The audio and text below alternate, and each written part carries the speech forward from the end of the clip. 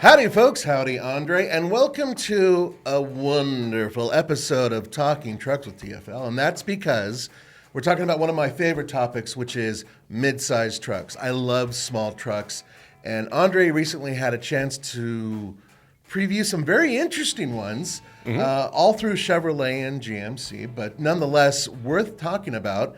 And in this video, we're going to be talking about some interesting questions that we've received from our Patreons as well. Yeah, so it's been about a week since I've acquired and I have owned my brand new 2023 Chevy Colorado. Right. So I have a couple thoughts since I put about 300 miles on it. All right. And then also, I just got back just last night from the GMC Canyon 2023 event, which was in Asheville, North Carolina. For those of you who do not know, I'm sure there's only a handful who don't know, the GMC Canyon and the Chevrolet Colorado are cousins, and they share a lot of the same running gear and a lot of the same interior components and electronics as well. Yeah, and a lot of you have been asking us questions. You're a little confused, right? Why would you get one versus the other? You know, what's going on? How are they different?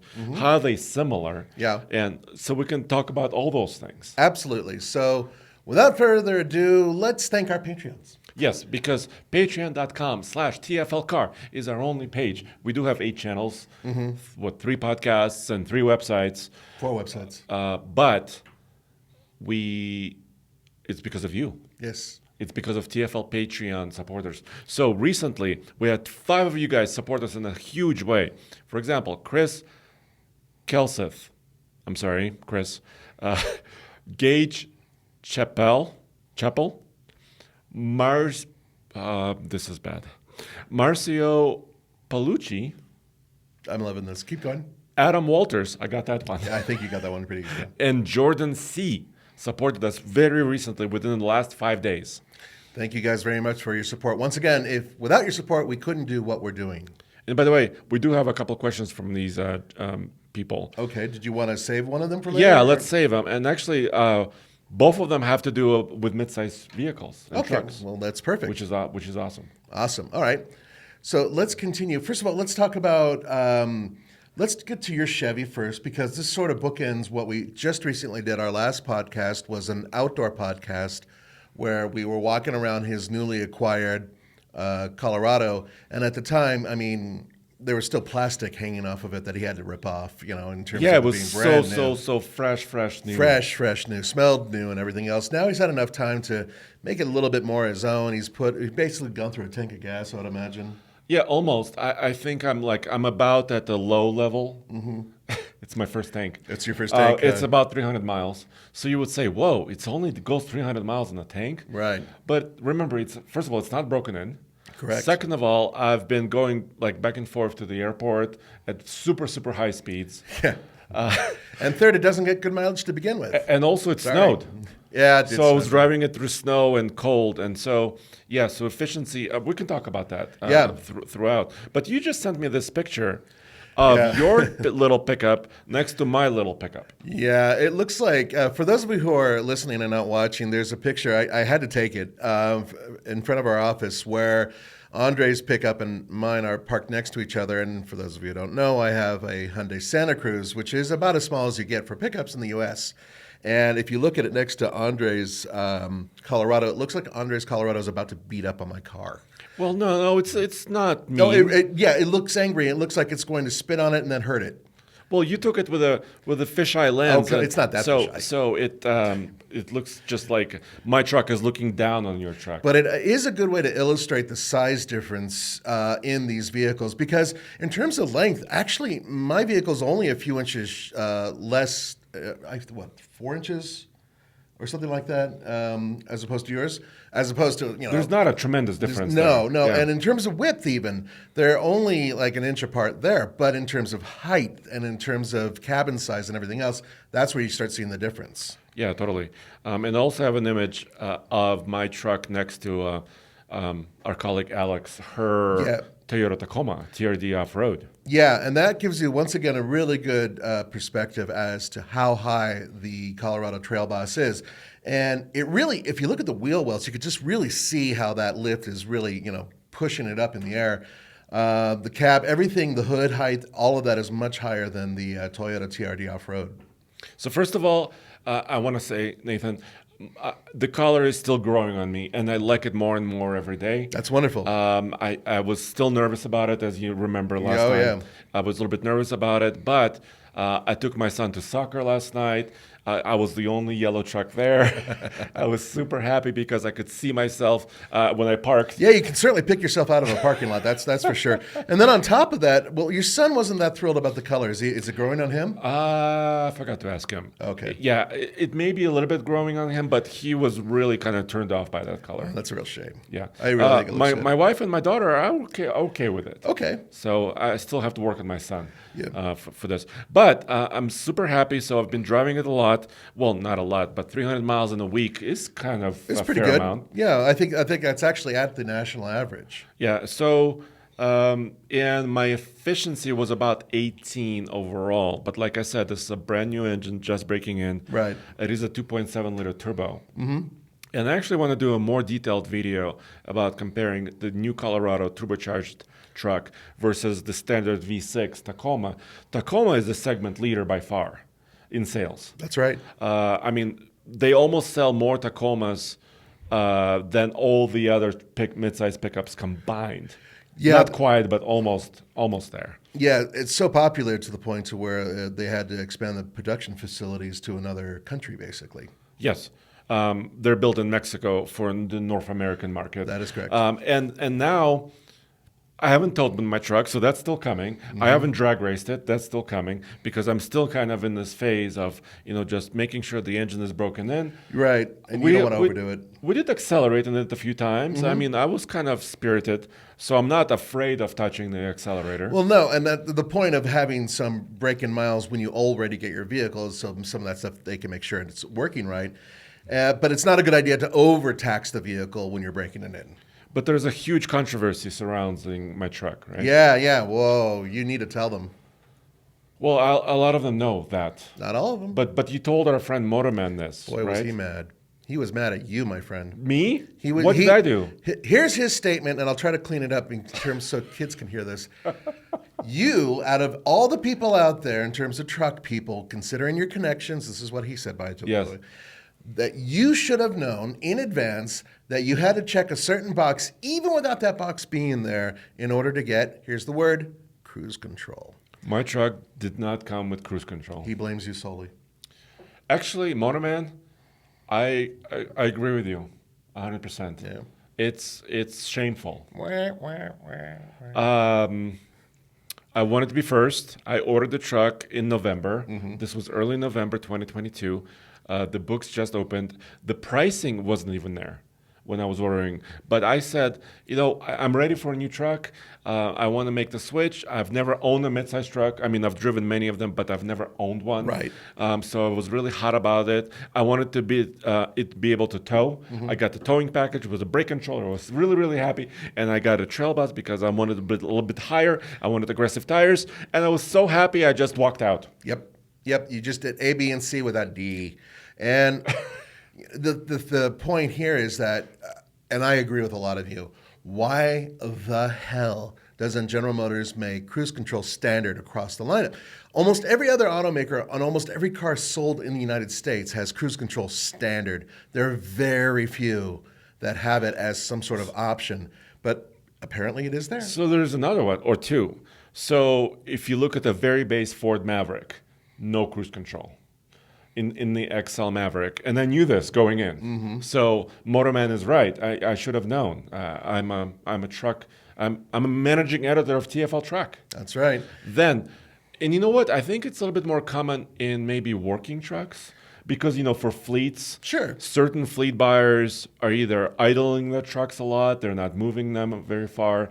So sometimes they want to save every dollar. Sure, and saving a couple $100 each time, that does build. I agree with that. However, in this case, we're not talking about a work truck. No, it's a trail boss. That's exactly my point. This is a couple steps above the base model. Yes. So it's inexcusable for both Andre and General Motors. That's what I say.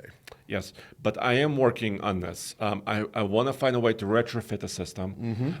It's getting more and more complicated. So a lot of you have wrote me messages and comments and emails saying, Andre, why didn't you replace the steering wheel? Yeah, the steering wheel was the first one I heard. Yeah, yeah. It's possible. I mean, people, Roman, remember, which truck did we switch a steering wheel on? Was it our Ford F-250, right? Yeah, it was the trimmer monster we made. Yeah, because we had a basic steering wheel, Which we is the bought hard plastic. XL, and Roman wanted a leather one. Yeah. So he did swap it. It's possible. It was a pain, though, wasn't it? Well, we didn't do it ourselves because I would do something like this myself, except I'm scared of airbags. And the airbag is inside the steering wheel, so I want a professional to do this because Exactly. I'm quite afraid of those. Yeah, and you have to make sure it doesn't, for but- some reason, your warranty doesn't get affected. There's a lot of things you have to keep before you just start yanking steering wheels off. Right. But let's say I got a ZR2, a very nice, thick ZR2 steering wheel with, I don't remember if it has pedal shifters, but it has nice materials. Right. And it has cruise control buttons. Okay? But what if those buttons don't go anywhere? What if the wiring doesn't work? And what if the truck what if it rejects it, right? Which is the reason why you're going to be doing a lot more research. You're going to be burning the midnight oil, my friend, and figuring this out because there may be no other way to do it. I mean, it may not be something as simple as plugging one wire into another, as some people suggested, or replacing the fuse box, as I overheard someone say, or replacing the steering wheel. There may be more to it than that. Remember that vehicles sometimes come with a complete harness, and then there's 5 different other harnesses that go to different vehicles, and each one has a lead that goes somewhere else. You just don't know. So in order for him to figure this out, he's going to have to do a lot of research. So to be continued, I would say. To be continued. But I already bought a couple accessories. So first of all, I put a TFL sticker on it because even though TFL doesn't own this truck, we like to kind of mark our trucks as Yeah, TFL. I did the same thing on my little guy. Yeah, so if you see me, please wave. Yeah, no honking and middle fingers, please. He may have But you'll kids in see the me car. from space, really. Yeah, I mean, there's no It missing is this. bright. I really do like that color. Then I bought a tonneau cover that hasn't arrived yet. I bought a storage box. One of those boxes that mounts to the side of the inside of the bed? Oh, so does it go over the wheel well then? A little bit, but it also swings back. Oh. So it swings back. So you open the tailgate, the storage box is attached to the inside of the bed, and then it swings forward, and you can reach into the box and get some stuff. How deep is that? It's as deep as the bed. Oh, so really? about So it's 20 pretty inches. high. Yeah, Okay. but it's narrow also. So it's about like 5 or 6 inches wide and 20 inches deep. So what happens when you want to haul a 4x8 sheet of ply? I guess I don't. Well, I'll figure that out. Okay. But Sorry. But so I haven't used that box before, but I've seen some of our viewers recommended this as Right. well. And you know why I bought that? Because I sold my F-150, right? And that had a large under rear seat storage bin. Yes, it did. I remember. Remember, I had all kinds of junk in there. I had a hitch in there. I had straps. I had a spare antenna. I had like an emergency kit. I had gloves. I had hybrid, so I had like wiring harness. Yeah, sure. I can't fit that underneath the Colorado seat. That area is much smaller, and on the passenger side of the Colorado rear seat, there's like an electrical component that takes like a lot of space. Right. So I'm not happy about that.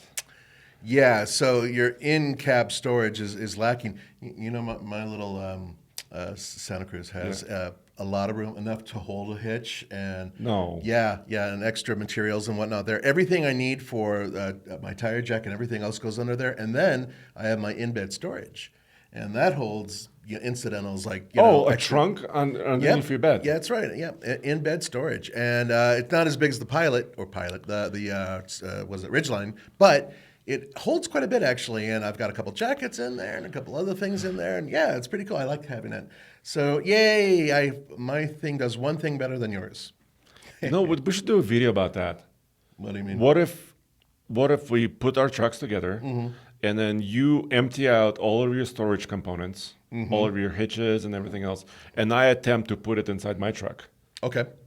How about that? And if I fail, that shows that I don't know much. That I have the superior vehicle, even Yes. though in most measurable ways I'm not.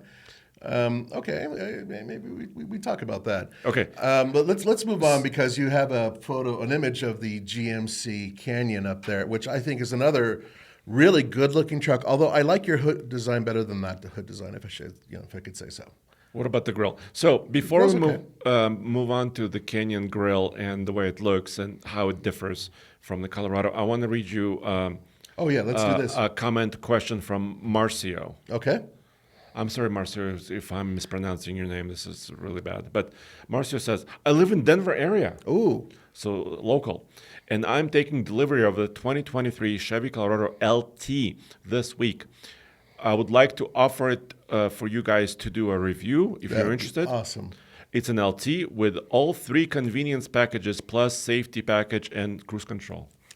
He wanted to rub that in. Um, You realize, thank you. Marcio or Marcelo, or whatever your name may be, that he's mispronouncing that. When you get it back, it may not have cruise control. I'm just saying. That's a very generous offer. Thank you. So here's how the trim levels in the Colorado stack up. There's the WT, which is the work truck. Yeah. That's the base, and it has a very basic lower output engine. Yeah, even though the displacement's the same, it's a different engine, basically. Yeah, it's slightly the cooling systems are a little bit different. So that's lower power at about 260 horsepower. Gotcha. My Trail Boss, and also you can get it optionally on WT and LT trucks, has the mid grade, which is mid output engine, which is 310 horsepower and 390 pound-feet of torque. So I don't know which one Marcio purchased, but I'll contact you after this podcast.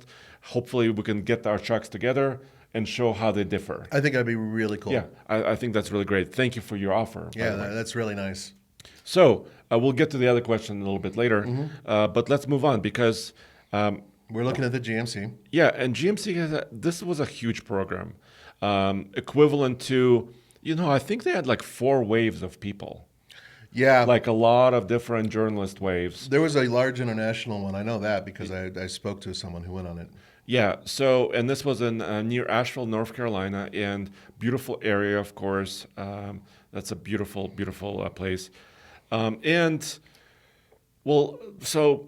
General Motors this is interesting because they're taking this tack that every new Canyon for 2023 and beyond only gets a high output. So there are no lower output engines. So what is the high output? It's still the 2.7 turbo. It's 310 horsepower still, but 430 pound-feet of torque. That is more than a Hemi, than the 5.7. Yeah, it's more than the 5-liter Coyote. It's more than many other engines. That is a lot of torque. It is a lot of torque. Yeah. It's a very torquey engine. And I can't wait to tow with it, obviously, and test it further. I can also tune my truck to get that high output number, Right. which will come later. But you cannot do that with the base. Not the work truck. 2.7. Right. So it's already a high output truck only. It's always lifted. So you cannot buy a Canyon with a lower suspension height. So it's basically a Trail Boss level for all of the trim levels, including elevation, AT4, and others. Right. And then because it is related to the Chevy, same cab configuration, there's no two-door, same bed length, there's no long bed. Right. So all of them are the same in that respect. Yeah, and the bed is 5 foot 2 inches long. And a lot of you showed your displeasure in the comments. Right. Because you said, well, what about a 6 foot bed? What about this? What about that? Yep. Sorry. I agree. Yeah. I no agree. soup for you, though. But I guess what General Motors is saying here, if you want longer beds, buy a bigger truck.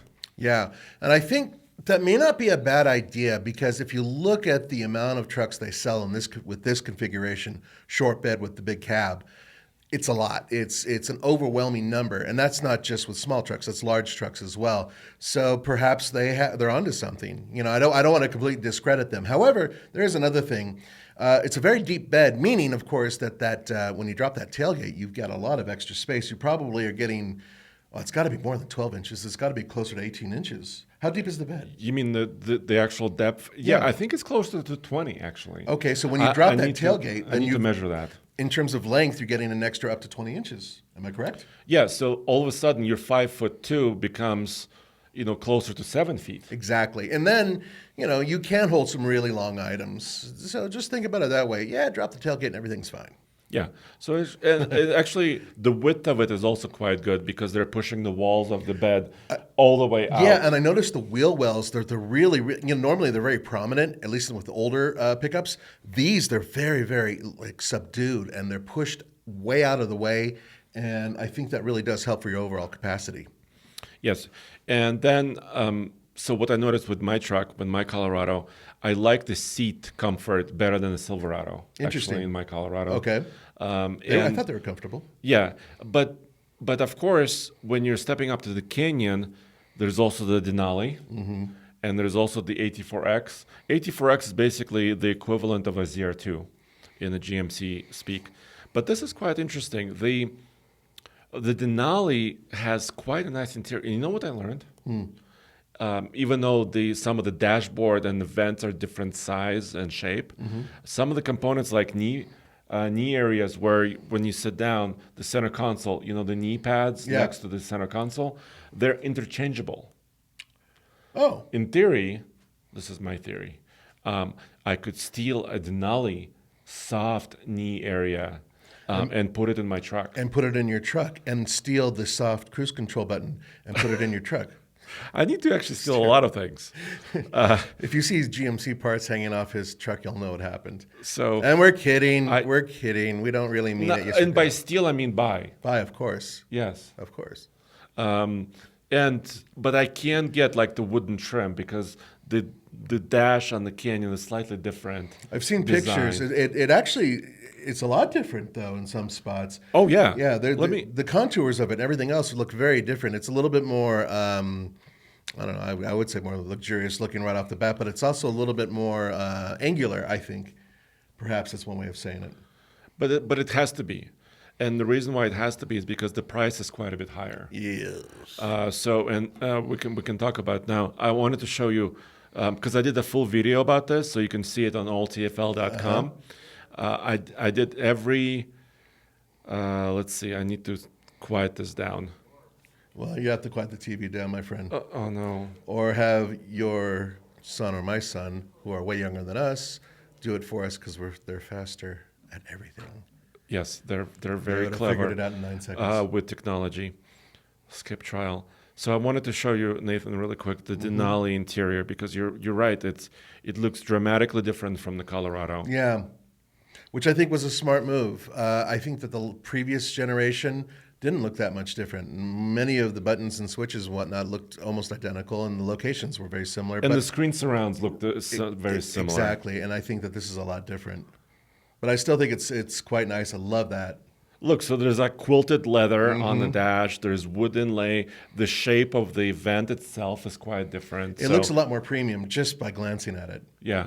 So, and as luck would have it, well, as marketing would have it, the base GMC Canyon Elevation, they're calling their base model Elevation, costs approximately, I want to say about $8,000 to $8,500 more than the work truck Colorado, because they're not offering work trucks in the Canyon lineup. Gotcha. You see what I'm saying? Yeah. Now, does it come standard with 4-wheel drive? No. So that's with two-wheel drive. That's with just 2-wheel drive, huh? Yeah, but in theory, if you bought a GMC Canyon Elevation 4x4, that's at around $42,000 out Which the door, is close to the price which of your is truck. what my Trail Boss cost, about $41,000. So in theory, a Trail Boss is kind of where the Canyon starts. You see what I'm saying? Yeah, within Within the price brackets. Yeah. So and then you can load it up more and more and more. Denali starts at 52 and a half. Starts. So you could still add a few options like ventilated seats, heated steering wheels, But heated seats. let's rewind a little bit. When you just said that around the same price as your truck, if I were to buy the GMC Yes. 4x4, Yes. around 42, Yes. it would have the more powerful engine than your truck. Yes, it would, but I could tune mine at the dealer.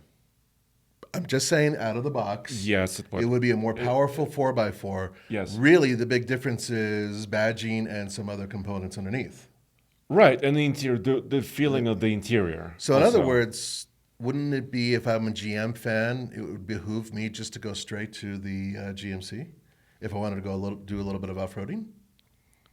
You could, because you're already getting the height, Right. you're getting the wider stance, And the more powerful. and the high output engine. Right. And you're also getting the GMC face, which for many people is more handsome. Yeah, I really do like the fact that General Motors really made them different. There was a time when GMC and Chevrolet was really hard to tell them apart, and now they've gotten they're extraordinarily different. Really, the beds are the only things that look similar to me. Yeah, and you can see it, especially in the Denali front grille and light area. I kind of like how, well, everybody seems to be using the C-clamp LED light design. Everybody's doing that now, yeah. But I don't think there's anything wrong with it. I think it still kind of makes the truck look special.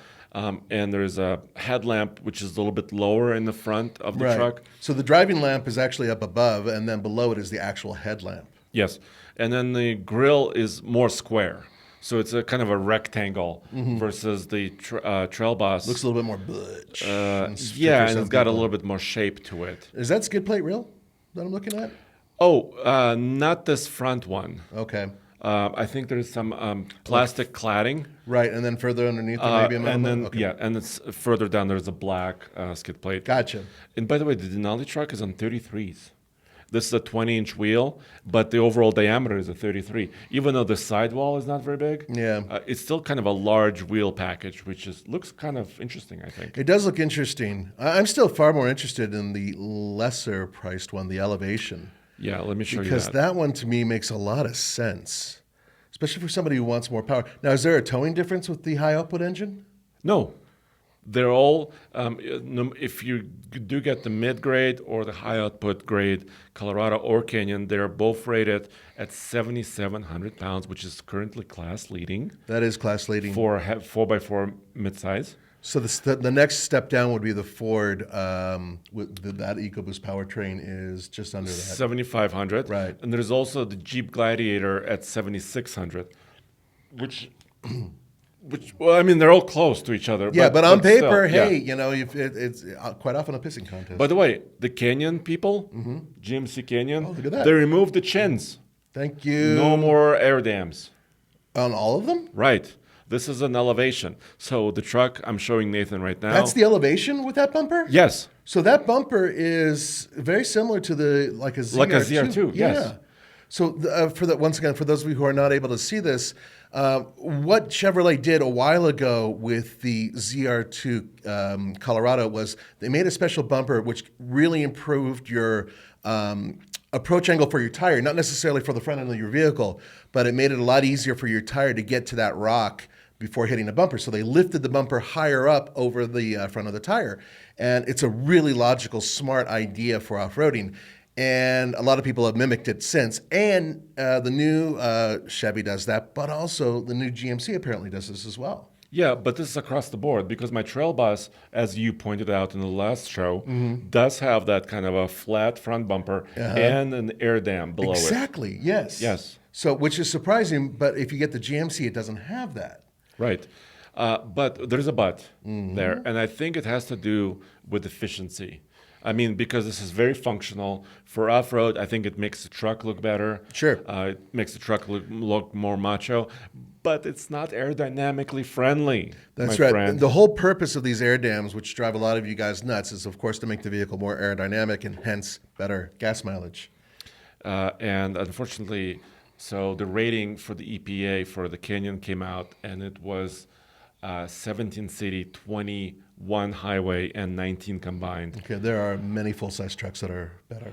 Yeah, or on par with that. Par. So this truck is lighter. Obviously, it's about, well, they weigh around, 4,500 to 4,700 pounds. So not super, super heavy. But of course, the more options you add to it, of course, the heavier it gets. Isn't it so strange that a company like GMC is building a rather inefficient truck? I mean, it is, frankly, for its size and what it compares with. And the fact is that GMC, GM, the whole company is moving towards efficient electric vehicles in the near future. It's just strange to me. But they're offering, I think they're offering a little bit for everybody, right? First of all, if you like GMC styling, many people do prefer that over Chevrolet styling. you have that. Right. If you like off-road capability, bam. It's right there, right? It's right there. If you want power and torque, it's right there. If you care about efficiency, well, maybe this is not for you. Maybe you need to get another vehicle or an electric vehicle. Right, which they don't have a mid-size electric vehicle yet, although rumor has it that General Motors is angling towards one very soon. Well, yeah, I mean, they're really big now. They announced the Blazer EV and the Equinox EV, right? So those are the crossovers that are coming. We don't know. I mean, we know that, by the way, can I just say this? Please. They announced the production end of the Bolt. And the Bolt EUV. Yeah. I'm sad. You know, it's an unsung hero in the class. Yeah, okay, there was some bad press about, some fire stuff, but if you actually look into the real numbers, Well, they recalled them and fixed them. Yeah, and there are very few actual issues. One of the least expensive vehicles in its class, incredible range. We've proven that the thing drives better than people think, and they're actually kind of quick and fun. But they're replacing it with the Equinox EV, and the Equinox is going to have will have a starting price, I should say, of around $30,000 and have a nearly 300-mile range. That's what that. Now, all this has to be solid, but this is essentially loosely out there in the vapor, and that will be coming soon. And that's a much larger vehicle on the new Ultium platform. Yeah, and they said they wanted to discontinue the Bolt and Bolt EUV because they want to use that factory and facility to build more Silverado EV trucks. That's correct. That's why I brought it up. With a new platform and then new batteries and everything else. Yeah. Because they haven't been, up to speed right now. There was a kind of a stop sale on the Hummer EV. They only sold 2 of them last quarter. Now they're ramping up the production again. Maybe they'll do 3. Oh, wow, that's too soon. But they need, if it's going to be more affordable to buy an electric vehicle, they need to make more of them, right? And power of scale, right? Yes, of course. And bring the price down. So it's good, but I'm still sad that the little hatch is gone will be gone. Yeah, for especially people who are looking for an affordable, EV that has pretty good range. And Tommy, we have a long-term Bolt. We bought it. Tommy bought it. Yeah. Well, I think technically the TFL Studios bought it. Did we buy it instead of Tommy? But Tommy's always driving. I can't get him out of this thing. Yeah, and we took it on a long-range trip, which you guys should check out on TFL EV. That was all hands on deck shooting that one, and we went up and over 2 mountains, going both directions. So technically 4 mountains in 4 different electric vehicles. And the results are interesting. You really need to see how and well Bolt really surprised. It surprised the hell out of us. So you need to see that video if you're curious about that. Yeah. All right, let's go back to trucks though, because there's lots of video of you looking at the interior, and I have a quick question. You're pointing at something that's very important to me. Is that soft material? Are you talking about the top part of the door card? Indeed, I am. No. That is something that's very disappointing for me. I said it in my video. You did? You said you were disappointed too? Yeah. No. I said Nathan would be quite displeased. Was I right? Yeah, you're right. I really do like what General Motors has done with both these trucks. There's so much to like, but I can nitpick because this is what I do for a living. And some of you guys maybe are like me, where you like to drive with the windows down. I do it all the time, and I like to have my arm resting on the upper section next to the window, or even my elbow sitting there, and having a hard piece of plastic there is just truly uncomfortable. And there are plenty of trucks out there that actually think about that, and they'll put something soft there, which makes it much more comfortable, and thank you. But in this case of these trucks, especially really, really expensive mid-sized trucks, I see no reason why they can't throw a little piece of leather or even vinyl up there or something like that. So it's a little irritating. What is that? So I know what that is. DSSV. Yes. Multimatic. Yeah, and look at how they're kind of up and out of the way now. Yeah, so they redesigned some of the suspension, both on the ZR2 and now AT4X as well. I have a cool video where I went from Vegas to Reno in the ZR2. I think we mentioned it last time. And you pounded the hell out of it. We did 350 miles of really tough terrain. And these shocks stood up and never overheated. That was really great. These are spool valve shocks. Yeah. And they've been around for about 6 years or something like that. Kind of. Pretty much since the ZR2 came out. The previous generation. Right, exactly. Yeah. And the previous generation, the only issue people had with them is that they hung really low and they could get hung up on rocks. And I think that they've taken that into consideration, judging by where your hand is on the video. And they've moved it up and out of the way. Especially in the rear axle as Yes, well. which is where it really hung down before. And that is cool. Andre and I both agree that the spool valve setup on the vehicles that we've driven is one of the best ones out there. And there's no reason for you to manipulate anything inside the truck to make it drive any better or ride any better. It does it all automatically on its own. Yeah, there's not like a button or a valve you could twist or push. Exactly. But that's okay because I think they've done a really good job at The tuning tuning of these. it is just extraordinary. And in the back, they moved the shocks outboard of the frame, the rear frame But section. only on the top one, right? Exactly. They didn't do it on my truck. My Trail Boss doesn't have that. Even though they tried to tuck those shocks a little bit higher Yeah. on the axle. But once again, if you make the shocks shorter, you don't have as much articulation. That is so it's a true. give and take, right? But on the 84X, they also put them outboard, so they're kind of tucked up against the tire, so there's more clearance Yeah, underneath. yeah. I can clearly see that. But it's pricey. So how much are we all allowed to talk about the price? Yeah, and let me show you, before I talk about the price, let me show you the interior, because this is kind of where the 84X really stands apart from all the Colorado trucks and all the Oh, yeah. Everything I love else. contrast. Thank you. Look at all that. So I don't think I can steal this from, because my dash looks a little different. It looks a lot different. So I talked to the interior designer at the event, and basically the inspiration for the 84X Canyon brand new off-road truck for the interior was winter sports. And you can almost see that because it's got a little bit of white, it's got some red accents, and also all the knobs have like little red accents on them too. Yeah, I mean, there's certain types of ski boot design and ski design and outdoor, weather design that I've seen that all kind of resembles this. I totally get it. Yeah, and a lot of you were unhappy with this. Really? Because you said, why would you put white 'Cause it'll inside get of an dirty. off-road truck? Yeah. But let me show you. I think they thought about that because the bottom of the seat is actually not white. Because if it was, it would be You get awful. dirty almost immediately. Yes, but the top part and the headrest is accented in white. So I think they did think about some of those things. I think that's going to be a problem because all the mousse that Roman puts in his hair every day would stick on that and eventually discolor it. I'm It just could, saying. it could. Yeah. But look at this. Do you see what the seatbelt? It's Oh, it's red. Yay. But It's like a Corvette, really. It's really not, but the seatbelt part is. Yes. So I know some of you guys are against multicolors and having light colors in off-road trucks. I get it. But one thing I do like having is something that's worth presentation. And you may hear us complain again and again, especially Roman and I, that having a sea of all black with the interior really sucks. And when you add a little bit of color, just a little attempt at making things stand out, it really makes a world of difference. And it looks fantastic in this truck. You know which vehicle kind of brought that point to the forefront? I think is the Maverick. Because the Maverick is an affordable little pickup, Yeah. compact guy.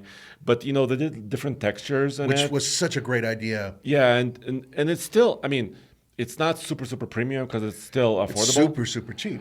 But it just adds life to it, right? I agree 100%. In fact, even the door all the door panels, there's 3 or 4 different colors that are in that panel. There's the gray, there's the orange. And I think there's like a bluish color, yeah. And then there's some black as well. And the same goes with the front end design and everything else. And that proves that there's potential to do that and keep it economical. And I think that a lot of you guys would appreciate having a little bit of color wake up an interior. Yeah, and there's another now car, if I may. I know this is a truck podcast, but during this event, when right after we test drove the Canyons, we also had an opportunity to test drive the new Chevy Trax. Oh, okay. Which is their entry level, front wheel drive only, little compact crossover. Right. One of the least, in fact, I think it is now the least expensive entry level vehicle you can get at General Motors. Yes, it starts at $21,495 For with that, destination. With destination, and you're getting a roomy little crossover. Now, it's not all-wheel drive, but you do get a little 3-cylinder turbo, 1.3 liter? 1.2. 1.2 liter, and 9-speed? No, 6-speed. 6-speed. That's why it's affordable. I mean, they're because using some of the components, but it's tried and true. Exactly. What's wrong with that? No, there's nothing wrong with it, especially because it's affordable. But the reason why I brought it up is because they're doing a similar thing on the inside as the Maverick team. They added little touches of color, little trapezoidal designs in some of the plastics. And it just steps up the whole vehicle. It just makes it more attractive. I do appreciate them doing that, and I've always pushed for that automakers can make the least expensive of their vehicles a little bit more entertaining, a little bit more rewarding for people, especially when you buy your very first car, your very first new car or new truck, and it has a little bit more pizzazz than perhaps you thought it would for an entry-level vehicle. I do like that. So, thank you, automakers, for doing that, and for those of you who don't do that, I say. Well, maybe they're listening, and maybe they will be doing this. Yeah, but if because not, they should. If not, I still say. Yeah. So the 84X. So we discussed, how capable it is, and sorry, let me get my face off the screen. This is not good. Oh, your viewers love your face. No, I want to show you the truck. Okay. Not the face. Okay.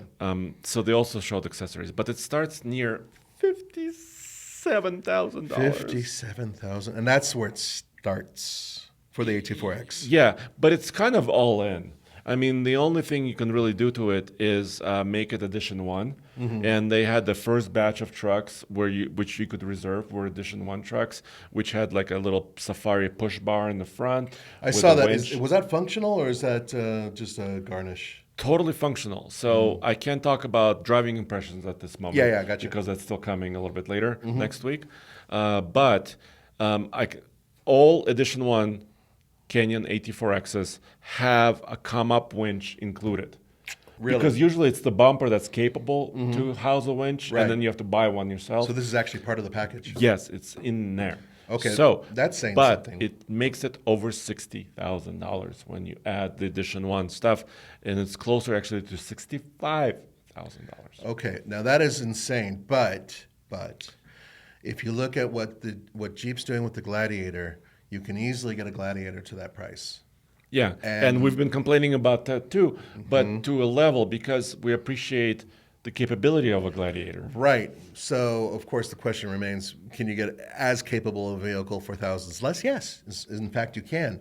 But this is the top of their luxury. This is the top of their off-road capability all wrapped into one.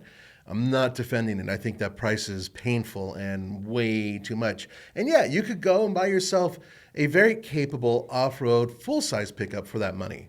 You really could. For 65, oh heck yeah. Oh yeah. Yeah, you could even buy like a Trail Bus Silverado or 84 Sierra. Yes. Well, with a V8 and everything like that. That is correct. And actually, that V8 might equal the MPG. Probably. Yeah. So at least with that. But there are many things to consider. There are some people who really do want a premium small truck. Once again, I love small trucks. So would I pay extra if I had the money to get a premium small truck? I might.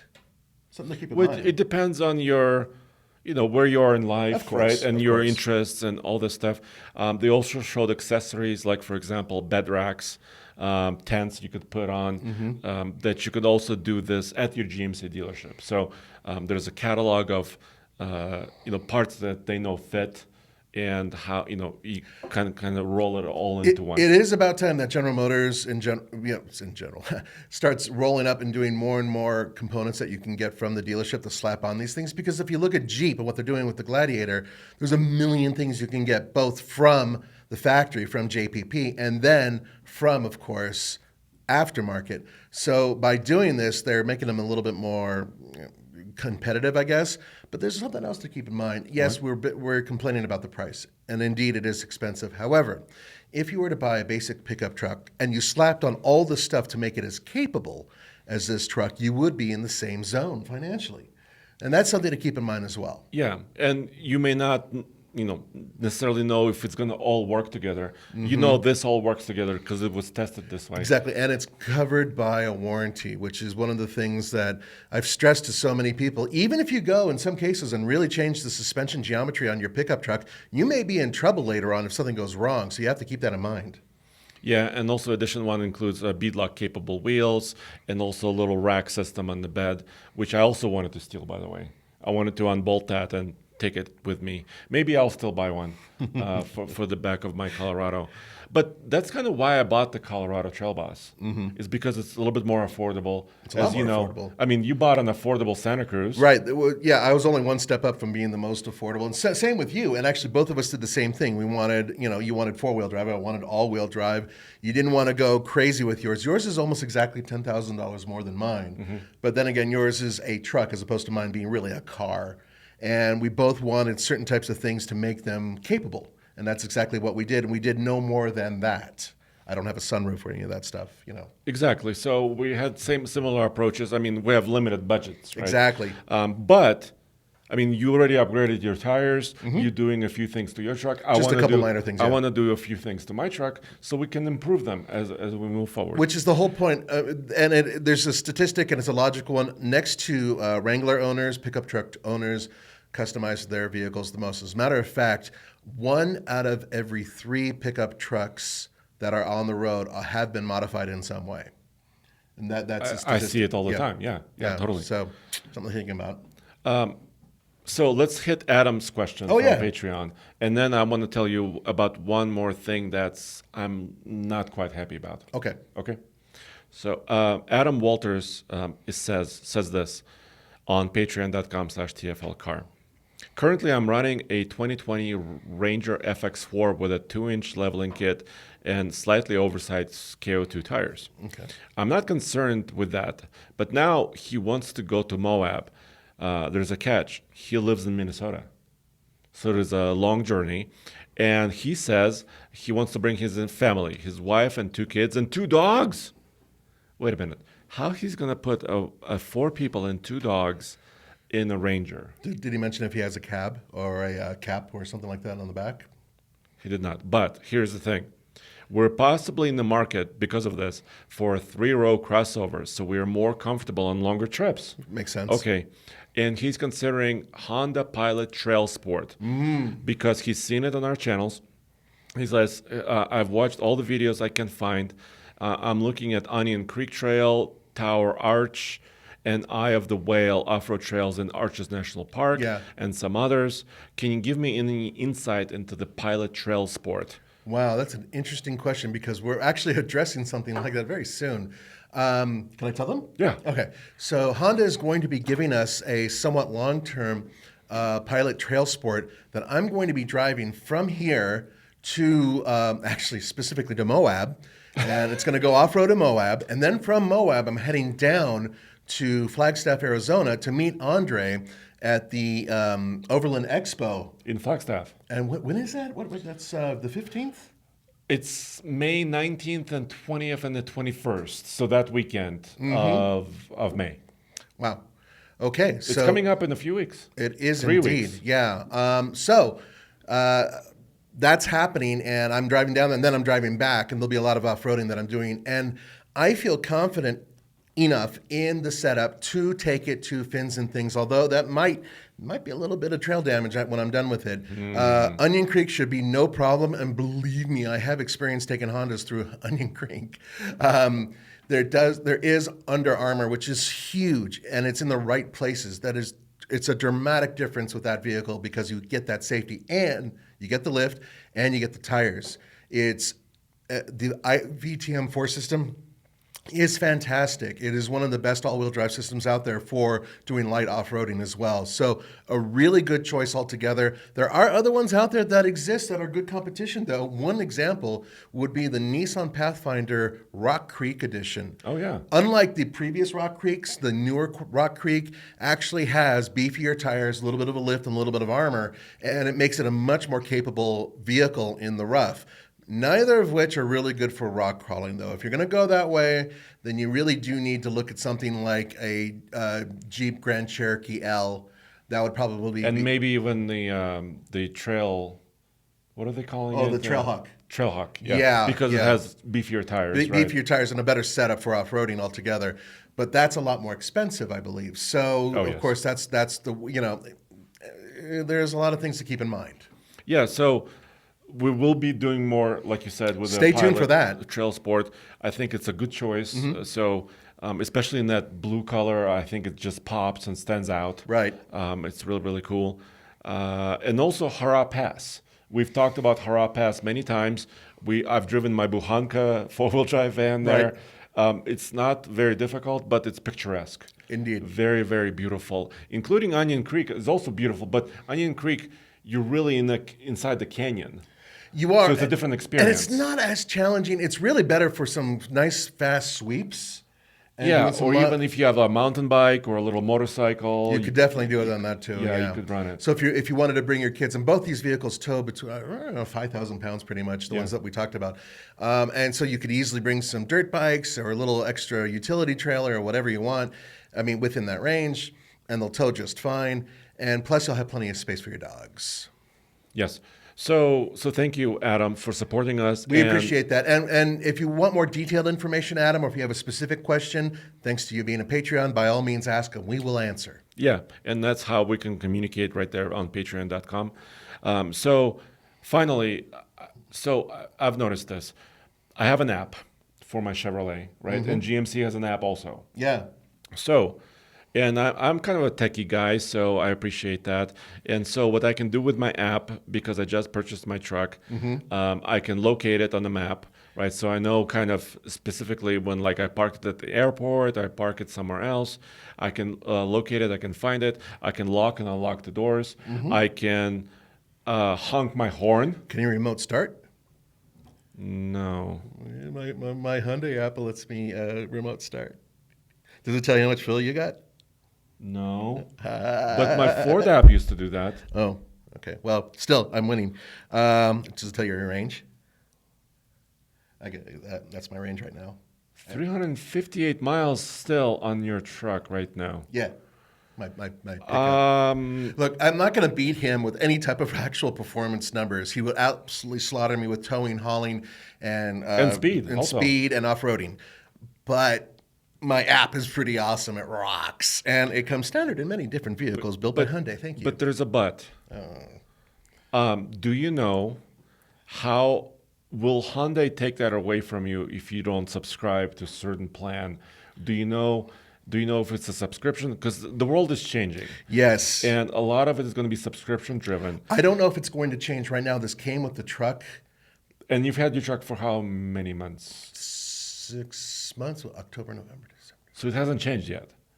6 months, yeah. So anyway, so I don't know about Hyundai, but after about a month or three on Star, I may have to actually opt in and start paying on Star monthly In order to keep this. in order to keep some of the functionality in my app, like location of my truck and maybe even remote start.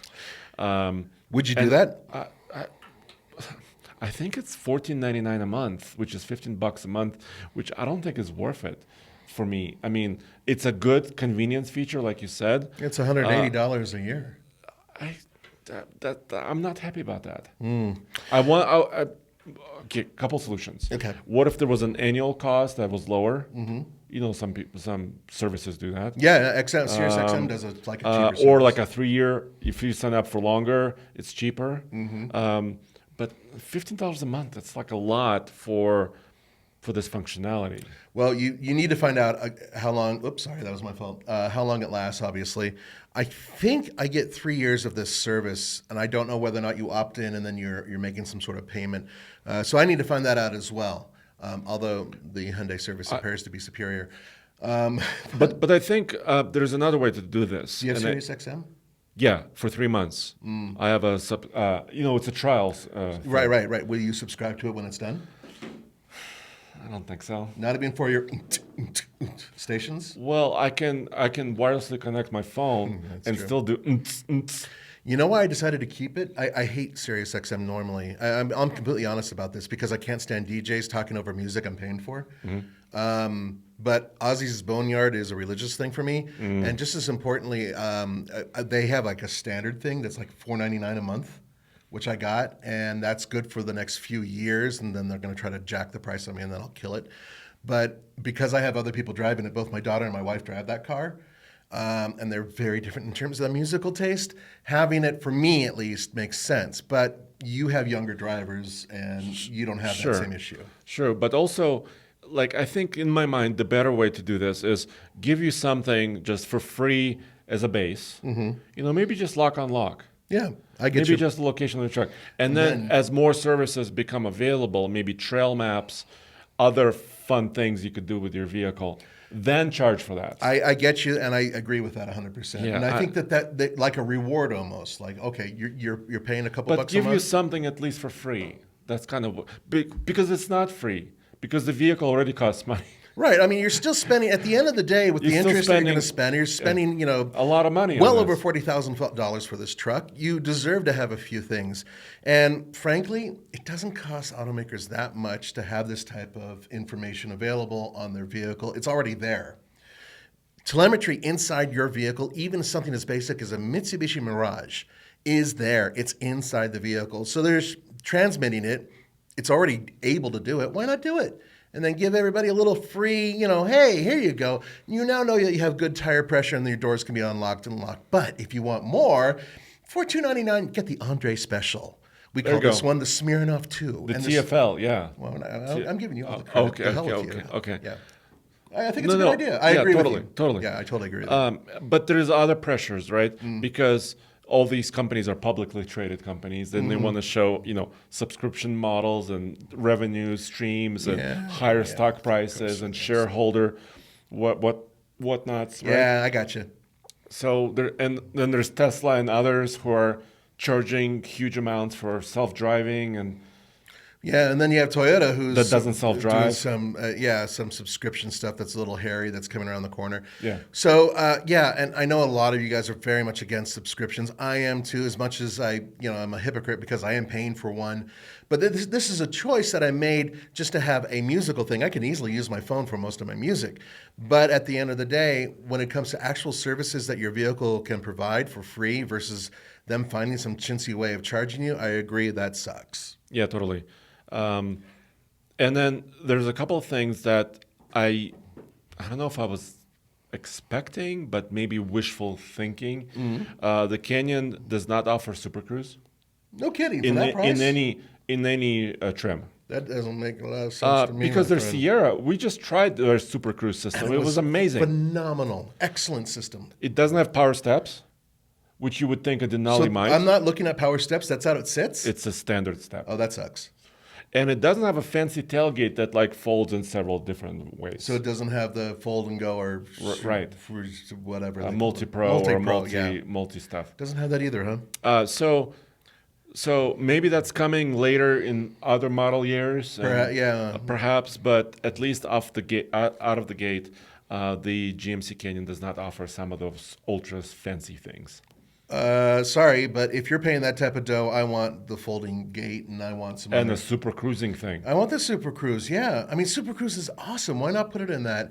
And we should explain this really quick before we end. Please. Because Super Cruise is, you still have to look at the road, but you don't have to touch the gas or brake pedals or steer. Yeah. On pre-mapped highways.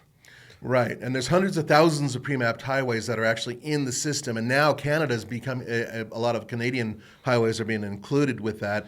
It's extraordinary amount of miles, and it works really well. It even signals for you from one lane to another when it detects someone going slow in your lane. Yeah, and you were, I would say a little skeptical at first, I was but then you really you enjoyed that system. I was freaking out that I've used it before, but the one I used was the older version of it, I guess, which didn't do what this one does. And I was loving it. It was doing everything for me right when I was thinking, I would love to hit the signal and go around this guy. It did it. And it would go around, and it was just speeding exactly the way I wanted it to. I adore the system. So the fact that it's not on this Canyon, no matter what Canyon it is inexcusable. Sorry, GM. Bad GM. Because I would see a Denali having it, It should.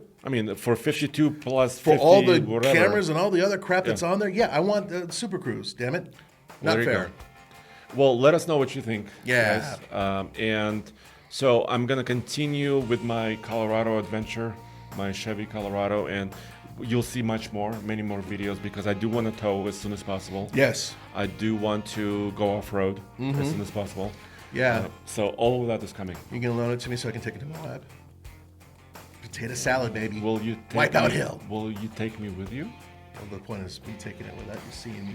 Oh, But no, I'm not quite at that level yet. But I think we've been talking about in the near future doing some adventures with some of the vehicles that haven't had a chance to go, and perhaps we can figure something out in the dunes or something else in the near future. Yeah, totally. And also, our Ram stubby truck, our Ram 1500 short bed, short cab, is going to have an adventure of its own. Yes, and it's gone through some changes. By the time you guys see this video, you're going to see some of those changes and hear about them. And stop yelling at me about them. Okay. That's all I'm going to say. Thanks for joining us. We'll see you next time, because I think on the next episode, there'll be a lot more heavy duty stuff happening. Yeah. So if you don't like mid-sized small trucks, don't worry. Heavy duties are coming. All right, guys. Thank you so much. Take care and have a great week.